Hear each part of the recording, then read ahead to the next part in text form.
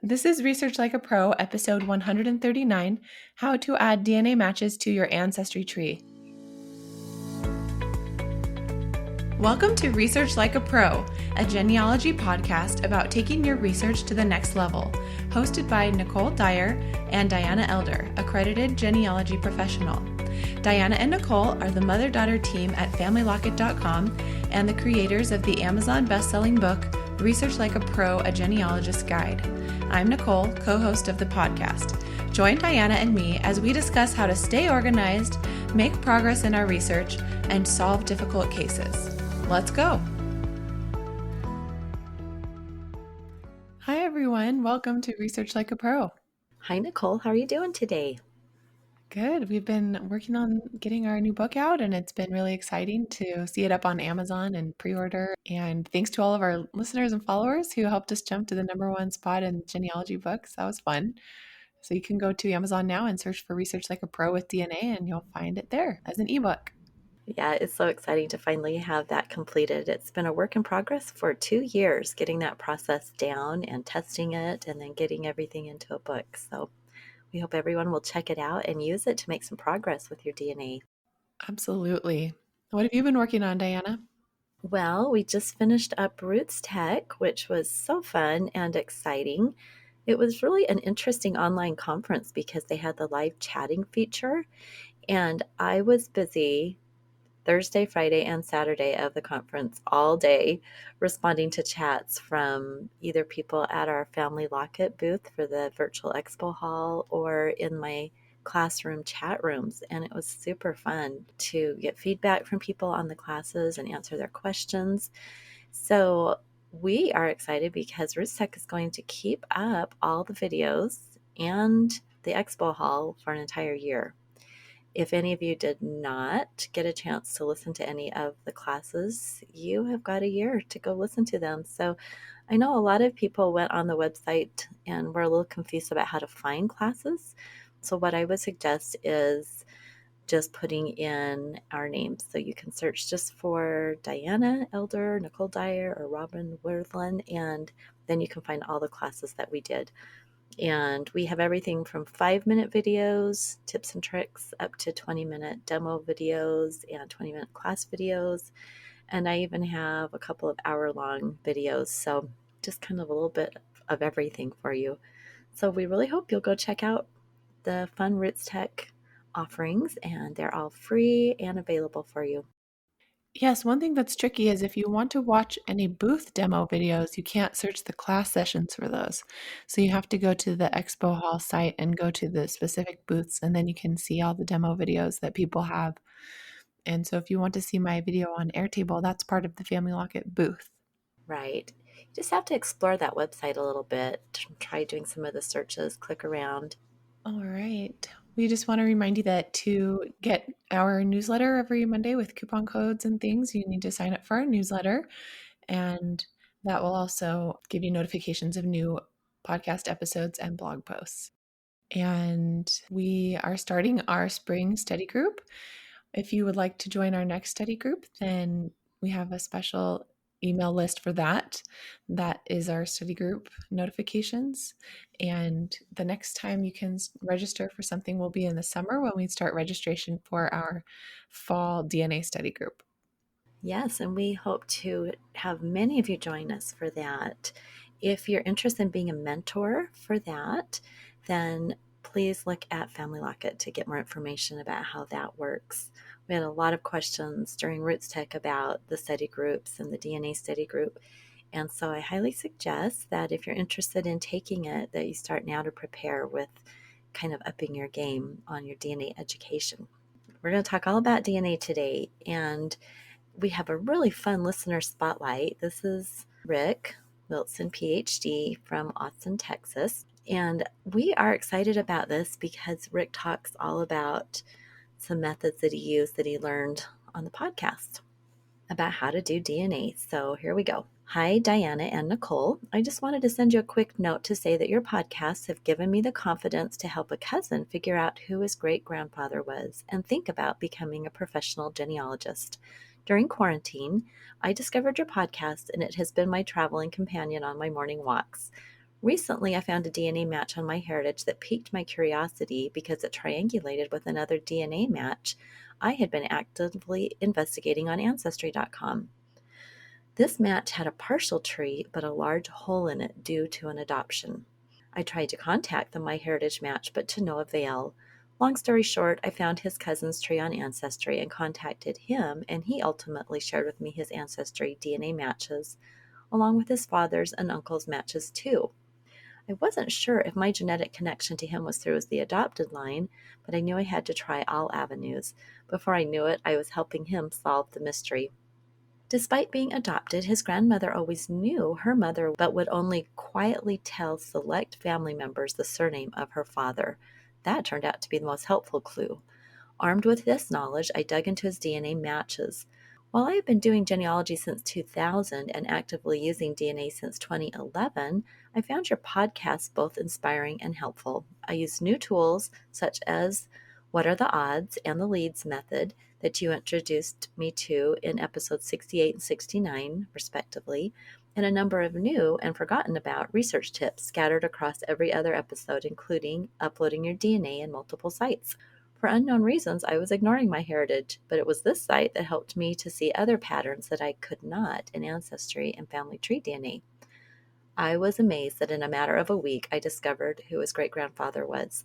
It was easy to find the relevant DNA matches for his great grandfather's line, given the surname that his grandmother had previously communicated before her death. The paternal line was certain, but discerning whether it was the father, son, uncle, nephew was a challenge. I turned to finding DNA links to all the wives of these males. It was made more difficult with multiple marriages and half sibling relationships. Ultimately, DNA matches led me to the maternal line when I found among his DNA matches links to both the paternal and maternal sides of one of the wives. Aha!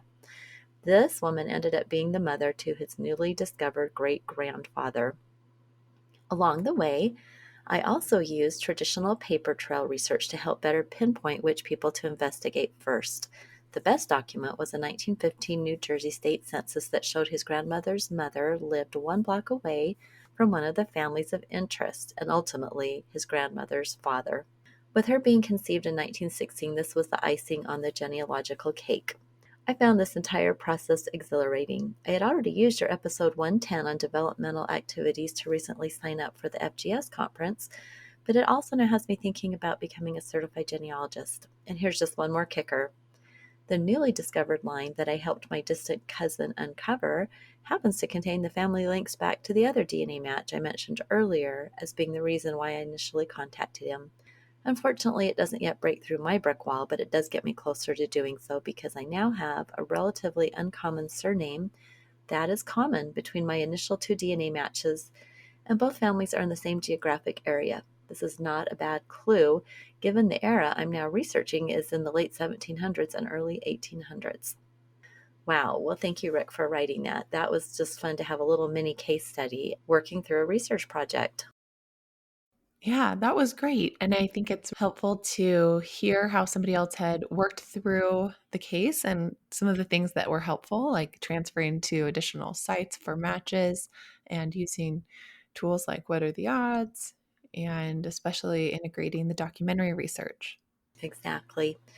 I think it's so interesting that something small like just transferring to MyHeritage was the key. And I have found that in a lot of my DNA cases, that one match that's what you need to break through the case is on a different website than the one you're using. So that really is key. Even though we hear it over and over, transfer to all the different places. Our listeners may not realize how important that is. Yes, well, today we are talking about DNA matches and organizing them in a family tree.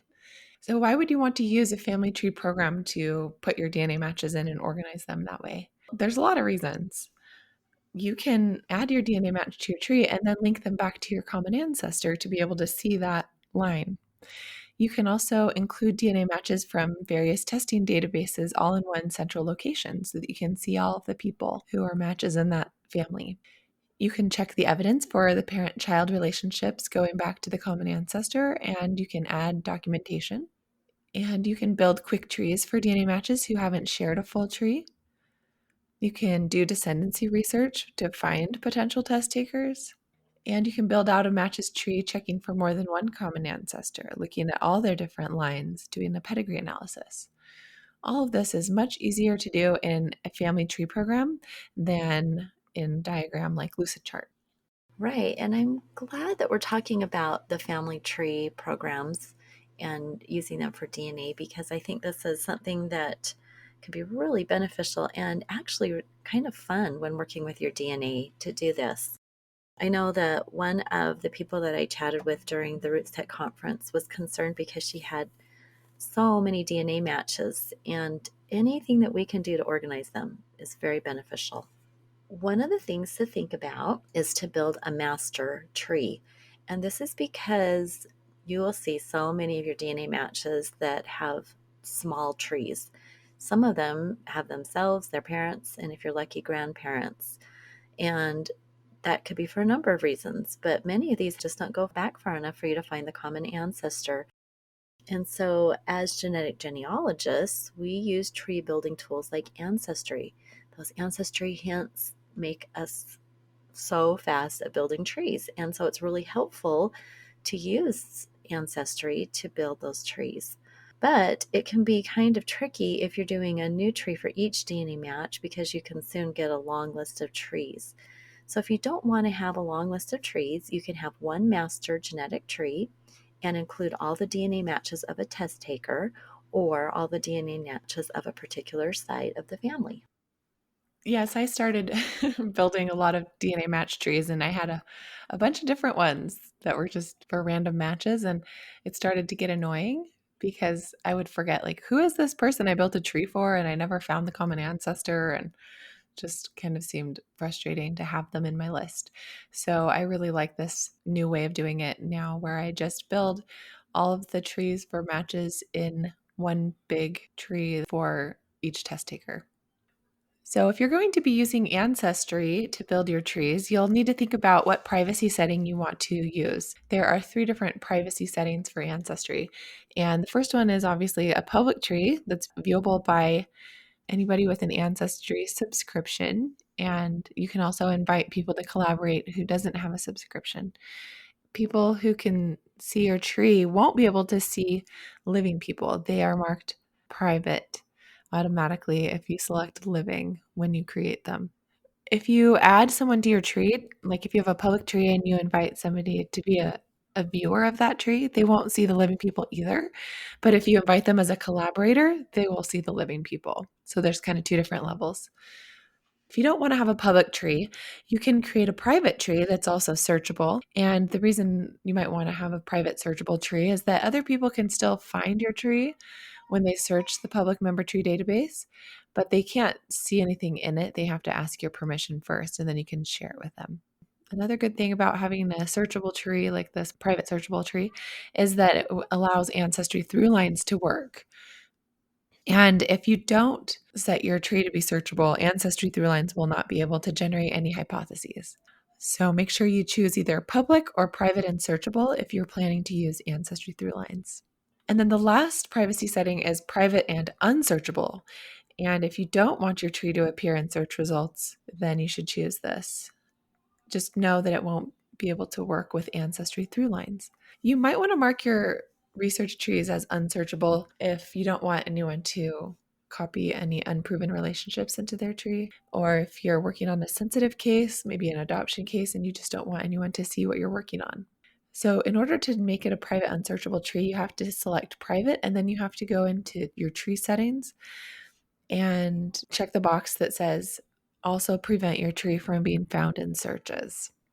And then there's one more tip for this. If you're wanting to have a very private, unsearchable tree and you don't want anyone to find your tree, make sure that you don't save photos of ancestors that other people have added to your tree, or even any kind of photo that somebody else has uploaded. Like if it's an image of a headstone that a user has uploaded, if you save those to your tree, people will be able to see your tree in a list of trees that have that photo. So just know that those images will show up. And the way to get rid of them is just to go to your media gallery and click on each photo to delete it from your tree. And you may want to keep your tree at this high level of privacy if you're working on a very private or sensitive case. I'm so glad you went through all of those because that was a question that just barely came in at Roots Tech was what is the difference between these different levels and why would you want to use them? And I know when I did the Salt Lake Institute of Genealogy Advanced DNA Practicum, we were to keep our trees that we used for each case private and unsearchable. And I hadn't known previous to that that if you added those images, that would still make your tree searchable. People could find it or it would show up in a list. So we all had to be very careful about that. And we kept getting emails that someone is not making their tree private and unsearchable. We're seeing the tree. So I think we just get so excited to build these trees. And often if you just click on something, to add an ancestor, it automatically adds those images. Then you have to go back and delete them. So just something to be aware of, especially if you're working on an adoptee case and you're not sure, how everybody matches up. You want to keep that as private as possible. Let's talk about adding DNA matches to your tree. So you can add your DNA matches as descendants of the ancestors you've already identified in your tree by building their lineage down to the present day. This is a great thing to do so that you can always see exactly how your matches connect to the common ancestor. One thing you need to be aware of is to mark those DNA matches as living as well as their parents, unless you know for sure that they're deceased.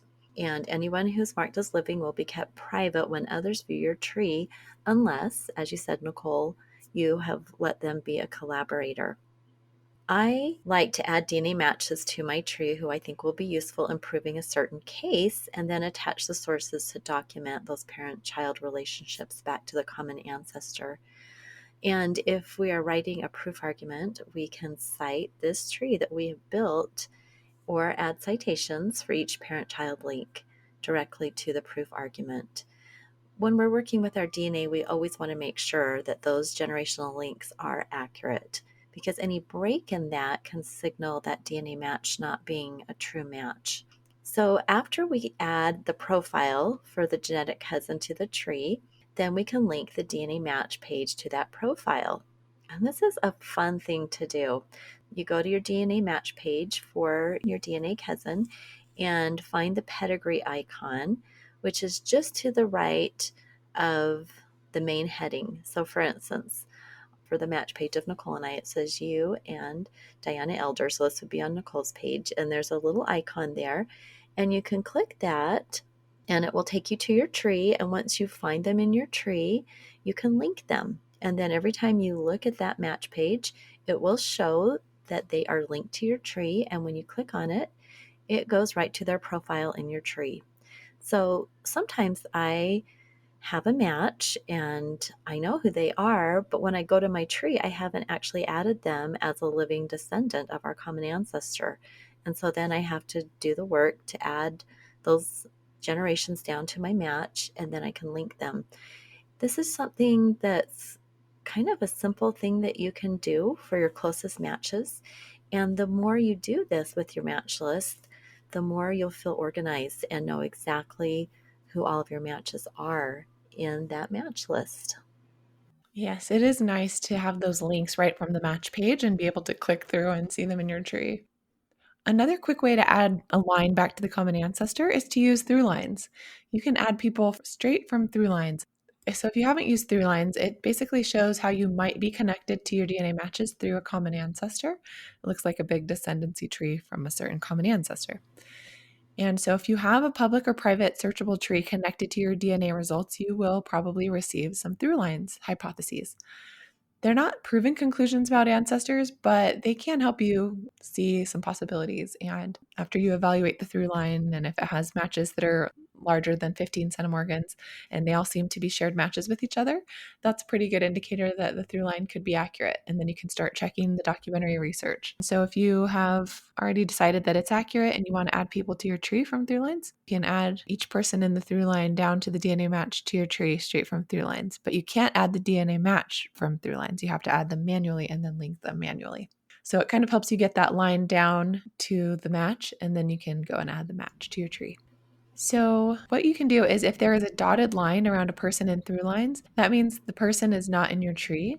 And you can click the evaluate label, and a sidebar will pop out, and you can look at different sources and different trees that have that relationship in it and decide if you want to add it or not to your tree.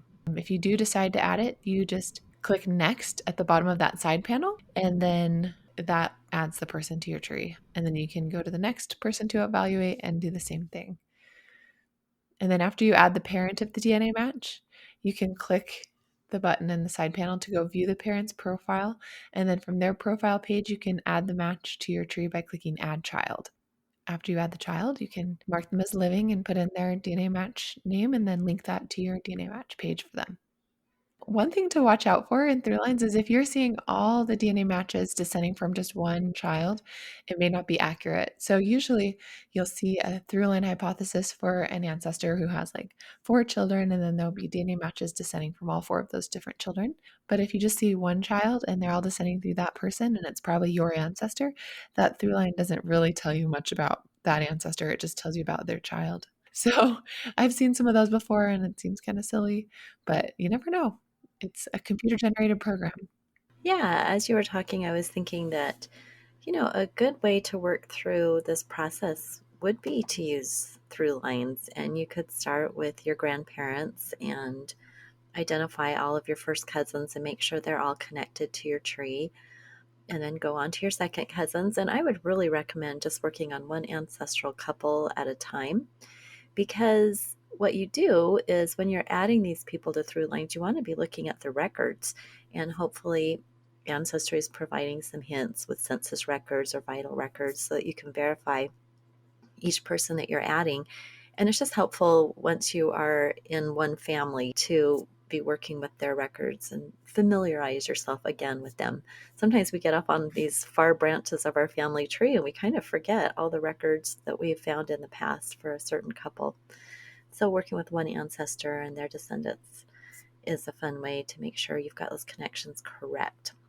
Yeah. And sometimes when we're doing descendancy research, it is hard to find the next generation. Like every once in a while, I'll run into a person where I can't find their marriage or who their family was to build the tree forward. But finding a DNA match who descends from that line, they've already done the research and they have already built the tree. And then you can just go see what they have for the line and you can evaluate their sources. And then you can see, oh, this is why it was hard to find. They were using their middle name in the census and the marriage was in a different county. And then you can kind of figure out and evaluate, oh, yeah, that does look right. So it makes it a lot easier to build the descendancy branches down when you have those little hints from your DNA matches who already built the line. Absolutely. Let's talk about another tool that you can use in these trees, and that's adding a disconnected branch. And that lets you build their tree until you discover the common ancestor. Once you find the connection, then you can link up their floating branch to an ancestor already in the tree. This is really helpful if you have no idea how your DNA match connects to you.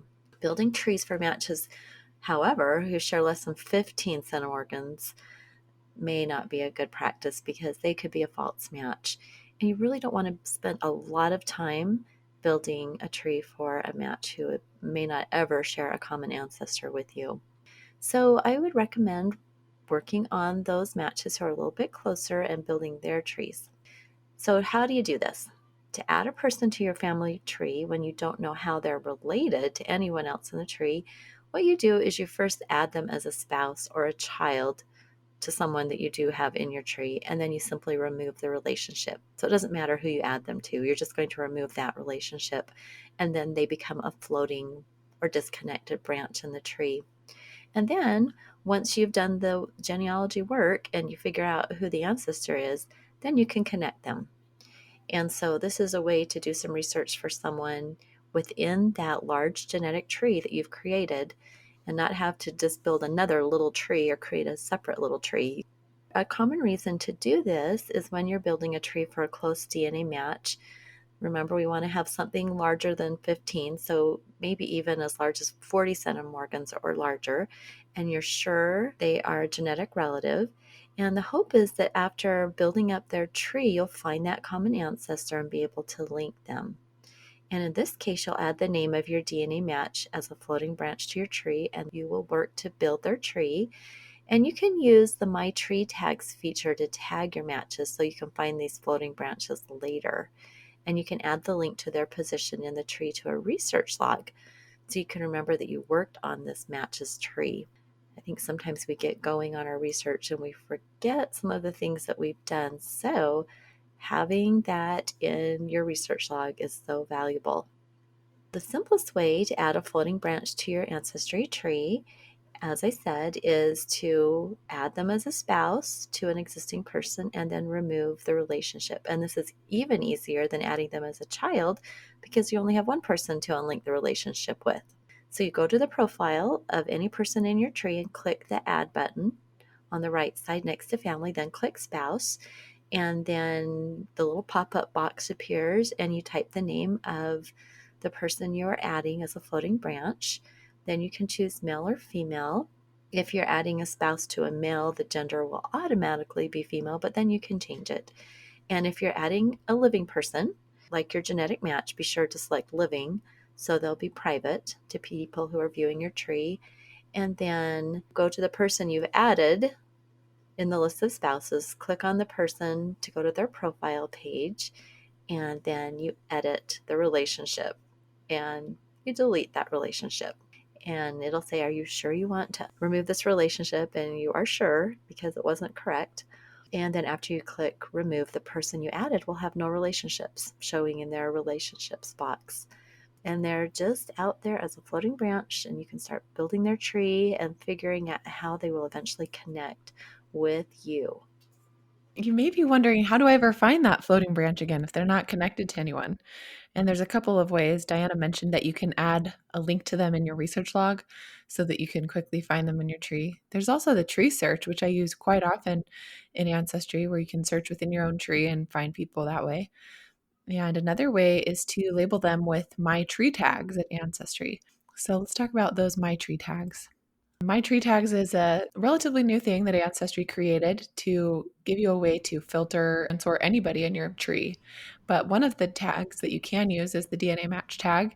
And that one is really helpful when you're adding DNA matches to your tree. You can quickly see all of the people who are matches that you've added by just going to that, and then it lists all the DNA matches for you that you've added.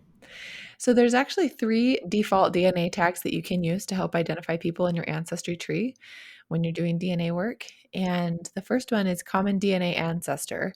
And this is a tag that you would apply to a common ancestor between you and one of your matches. And then there's DNA connection, which is the person who's a relative on the path between a DNA match and a common ancestor. And then the DNA match tag is a person in your match list. You can also make your own custom tags, and this could be the name of a common ancestral couple. Like if you want to do the Ross and Silvius line and tag everybody who's from that family, you could just create your own Ross Silvius tag or anything that might be useful to you.